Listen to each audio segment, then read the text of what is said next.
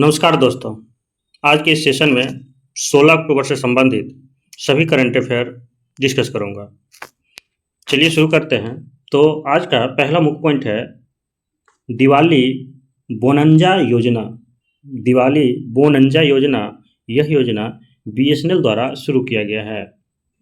इस योजना के तहत दीपावली पर 1 महीना के लिए मुफ्त मोबाइल सेवा प्रदान किया जाएगा। अच्छा, इस सेवा का लाभ लेने के लिए ग्राहक को, जो खासकर नए ग्राहक होंगे, उन्हें 1 रुपये का टोकन लेना पड़ेगा। इसमें लाभ क्या होगा? इसमें आपको 1 महीना के लिए असीमित वॉइस कॉल मिल जाएगा। इसके साथ ही 2 जीबी डाटा प्रतिदिन यानी 4G डेटा प्रदान किया जाएगा। इसके अलावा आप 100 SMS भी भेज सकते हैं प्रत्येक दिन। तो इस योजना का शुरुआत कौन किया? बीएसएनएल किया। अच्छा, इसका लाभ कैसे ले पाएंगे?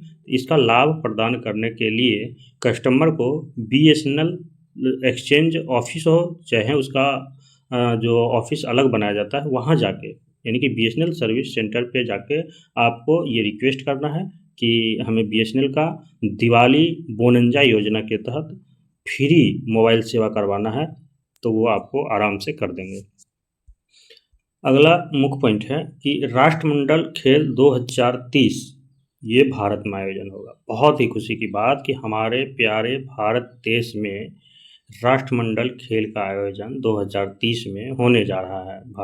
दोस्तों, जानकारी के लिए बता दें कि राष्ट्रमंडल संघ द्वारा इसकी मंजूरी प्रदान कर दी गई। अच्छा, ये राष्ट्रमंडल क्या होता है? राष्ट्रमंडल दोस्तों, राष्ट्रमंडल वैसे देशों का समूह है जो अंग्रेज के अधीन या अंग्रेज के उपनिवेश रह चुके हैं। तो भारत, पाकिस्तान, ऑस्ट्रेलिया, दक्षिण अफ्रीका, इन विभिन्न तरह के देशों के मिला के कुल 50 के करीब देश होंगे जो अंग्रेज के उपनिवेश रह चुके हैं, और उन्हीं के समूह को क्या कहा जाता है? राष्ट्रमंडल। तो राष्ट्रमंडल देश ही इस खेल में शामिल होते हैं, और इस खेल को संचालित करने के लिए राष्ट्रमंडल संघ की स्थापना की गई है। इसी संघ के निर्णय के आधार पर खेल का आयोजन किया जाता है। तो 2030 के लिए, अच्छा, ये खेल हर यानी कि प्रत्येक 4 वर्षों में आयोजित होती है। तो 2030 के लिए इस खेल के आयोजन के लिए भारत को चुना गया। दोस्तों, 2026 में इसका आयोजन होना है। अच्छा, इसका आयोजन होना था ऑस्ट्रेलिया में, लेकिन ऑस्ट्रेलिया ने इसको मना कर दिया, और मना करने के कारण ये खेल पुनः इंग्लैंड ही आयोजित करेगा। इससे पिछले यानी कि 2022 का राष्ट्रमंडल खेल भी इंग्लैंड ही आयोजित किया था। तो भारत में ये खेल इससे पूर्व में भी एक बार आयोजित हो चुका है, इसीलिए ये आयोजन भारत में दूसरी आयोजन होगी। अच्छा, एक बार पहले जो भारत में इस खेल का आयोजन हुआ था वो कब हुआ था? तो वो 2010 में हुआ था। इस बात को ध्यान रखिएगा। दोस्तों, एक और खुशी की बात है कि हमारा प्यारा देश भारत जो है 2036 में ओलंपिक के लिए दावेदारी ठोक रहा है, यानी ओलंपिक खेल का आयोजन करने के लिए भारत दावेदारी ठोक रहा है। इसके लिए आपको पता होगा कि गुजरात में जो है नरेंद्र मोदी स्टेडियम जो है, इसका जो है अच्छे से इंफ्रास्ट्रक्चर तैयार किया गया है ताकि बड़े खेल का आयोजन भारत में किया जा सके। अगला मुख्य पॉइंट है विश्व खाद्य दिवस। दोस्तों, विश्व खाद्य दिवस यूएनओ, इसके द्वारा यूएनओ द्वारा विश्व खाद्य दिवस प्रत्येक वर्ष 16 अक्टूबर को मनाए जाने की घोषणा की गई है।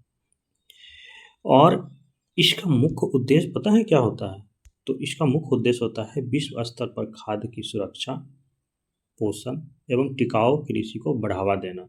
अच्छा, इस बार का मुख्य विषय क्या होगा? तो विश्व खाद्य दिवस 2025 का मुख्य विषय होगा बेहतर भोजन और बेहतर भविष्य के लिए साथ साथ। दोस्तों, अगला पॉइंट है एबल पुरस्कार। दोस्तों, एबल पुरस्कार, अच्छा, एबल पुरस्कार किस क्षेत्र में दिया जाता है? तो एबल पुरस्कार गणित के क्षेत्र में दिया जाता है। इस बार का यानी 2025 का एबल पुरस्कार कौन जीता? तो मसाकी काशिवार ने जीते हैं। मसाकी काशिवार एक जापानी गणितज्ञ है। इन्हें ही इस बार 2025 का एबल पुरस्कार प्रदान किया गया है।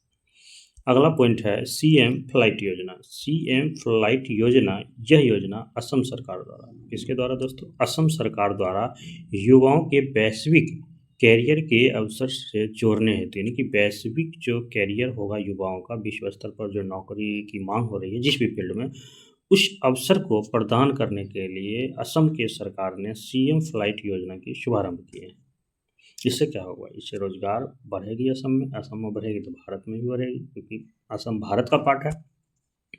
इससे देश का विकास तीव्र होगा। अगला पॉइंट है 5 साल 5 लाख रोजगार सृजन का लक्ष्य। 5 साल 5 लाख रोजगार सृजन का लक्ष्य जो है महाराष्ट्र सरकार द्वारा रखा गया है। अच्छा, इस लक्ष्य को प्राप्त करने के लिए महाराष्ट्र सरकार द्वारा ही बांस उद्योग आधारित नीति की मंजूरी मिल गई है। अब इसके माध्यम से ये महाराष्ट्र सरकार 5 लाख रोजगार 5 सालों में प्रदान करेंगे। अगला मुख्य पॉइंट है भारत का चौथा अंटार्कटिका में अनुसंधान स्टेशन का निर्माण होगा। भारत का चौथा अंटार्कटिका में अनुसंधान स्टेशन का निर्माण होगा, जिसका नाम होगा मैत्री-2। अच्छा, इसका टारगेट कब तक है पूरा करने का? 2029 तक इस मैत्री-2 को पूरा कर लिया जाएगा। दोस्तों, आपको जानकारी है तो बता दें कि ये जो मैत्री-2 बनेगा, ये पुराने जो स्टेशन है उसको रिप्लेस करेगा। इससे पूर्व भारत जो है 3 पोलीय स्टेशन, यानी कि जिस तरह से अभी मैत्री-2 अंटार्कटिका में स्थापित किया जाएगा, इसी प्रकार के स्टेशन भारत इससे पूर्व जो है 3 स्थापित कर चुके हैं, जिसमें से पहला जो स्टेशन था वो था दक्षिणी गंगोत्री, जबकि दूसरा था मैत्री और तीसरा था भारती। सबसे नया जो स्टेशन था वो कौन था? तो भारती, जो लास्ट टाइम 2012 में इसे स्थापित किया गया। अब मैत्री-2 नाम से 2029 तक पुनः एक अनुसंधान स्टेशन जो है स्थापित किया जाएगा। अगला पॉइंट है हालोंग तूफान। हालोंग तूफान हाल ही में जापान एवं अलास्का के क्षेत्र में देखा गया, यानी कि जापान और अलास्का इससे प्रभावित हुआ। जापान तो समझ रहे हैं, और अलास्का ये अमेरिका का पार्ट है। ऐसा क्यों? क्योंकि ये जो तूफान है ये पश्चिमी प्रशांत महासागर में देखने को मिला है, इसलिए जापान और अलास्का इससे ज़्यादा प्रभावित हुई है। तूफान का नाम क्या था? हालोंग तूफान। अगला मुख्य पॉइंट है भारत का पहला semi conductor innovation museum. Bharat का पहला सेमी कंडक्टर इनोवेशन म्यूजियम की स्थापना हैदराबाद में किया जाएगा। अच्छा, हैदराबाद किसकी राजधानी है? तो तेलंगाना की राजधानी है। तो तेलंगाना की राजधानी हैदराबाद में ही सेमी कंडक्टर इनोवेशन म्यूजियम की स्थापना की जानी है। अच्छा, इसका निर्माण किसके द्वारा किया जाएगा? तो इसका निर्माण टी चिप के द्वारा किया जाएगा। टी चिप क्या है? कुछ नहीं, टेक्नोलॉजी है टी चिप। ठीक है, तो नमस्कार दोस्तों, आज का ये वीडियो आपको पसंद आया हो अगर, तो चैनल को सब्सक्राइब कर दें एवं वीडियो को लाइक कर दें। धन्यवाद।